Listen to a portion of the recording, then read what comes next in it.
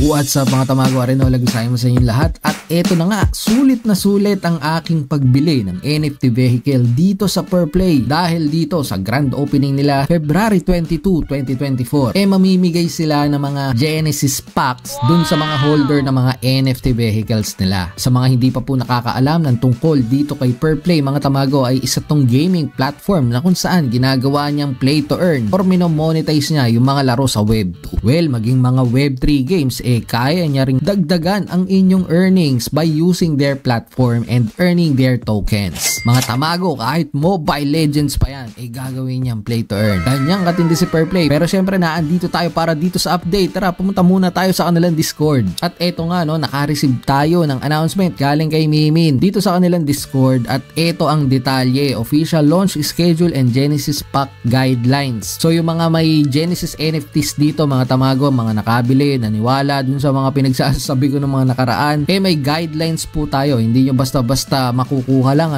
yung inyong Genesis pack. May mga kailangan sundin. Pero eto nga, as promised daw, the distribution of Genesis packs will take place during this official launch. So naandito basahin natin. Official launch date, February 22, 2024, Thursday. Ito yung schedule lagi nila ng maintenance mga tamago, di ba? Then dito naman tayo sa pamigay. Bibigyan kanila ng stat reset items kung ilan ang NFT mo. Ganun din ang dami na ibibigay sa'yo. Kung meron kang limang stat reset items ang ibibigay nila. Alongside with this is merong 5 power refill item. Kung 5 ang NFT vehicle mo, bibigyan kanila ng 10 mga tamago. Kasi times 2 per NFT Genesis na meron ka. Sa mga magtatanong po para sa tong stat reset items mga tamago, ito ay mahalaga ngayong magbabago na ang pinakasistema or environment dito sa grand launch. Kumbaga yung nararanasan nating paglalaro ngayon, baka hindi na akma yung mga stats na nilagay natin dito sa current situation na nilalaroan natin. So dun sa mga nagkamali ng paglagay ng stat points, pwedeng mabago using this item mga tamago. Pwede nyo ilagay sa durability nyo kung gusto nyo mas mura ang pag-repair ng inyong mga NFT vehicles. Then ito nga sa nakikita natin,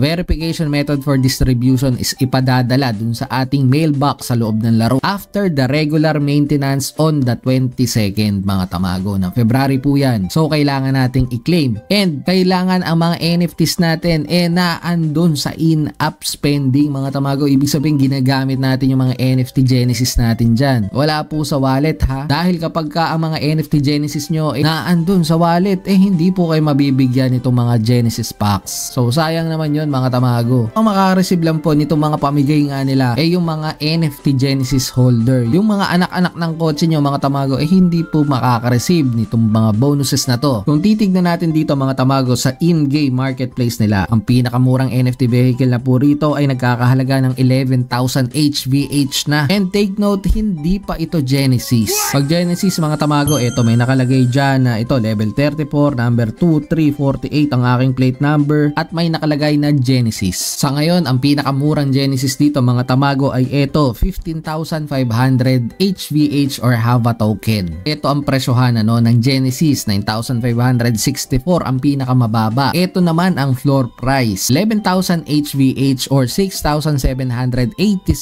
pesos. Mas bumaba siya actually comparing dun sa 7,000 to 8,000 nung nakaraan. Sobrang bullish ako dito sa project na to mga tamago nang sa kadahilanan na hindi sila nakadepende sa iisang laro lamang. Napaka-powerful nitong project na to at ng kanilang platform dahil almost kahit na anong laro dito sa mga mobile phones natin kaya niyang gawing play to earn. Yan ang masasabi kong nagawan talaga nila ng solution, yung longevity ng isang project. Marahil sa ngayon kokonti pa lang talaga nakakapansin nitong Perplay. Medyo mabigat din kasi ang entry, mahal din talaga yung NFT vehicles at hindi rin talaga basta-basta yung gastos dito sa project na to. So sa akin mga tamago, sinuwerte lang ako nung mga una-una at mas mura pa talaga ang NFTs nun. Sana magkaroon din sila dito ng mga renting features or yung scholarship system. Maging ang mga laro sa PC, sana pasukin na rin ang Perplay. Marami pang kaganapan dito mga tamago sa Perplay, kaya naman talagang pumasok kayo dun sa kanilang Discord. Napakabait ng mga moderators and admins po dyan. I-assist nila kayo kung kayo ay may katanungan. Please subscribe to my channel para updated din kayo sa mga balitang play to earn kagaya nito. At hanggang dito na lang tong episode na to. Gaya ng dati, ingat kayo. Tamago out.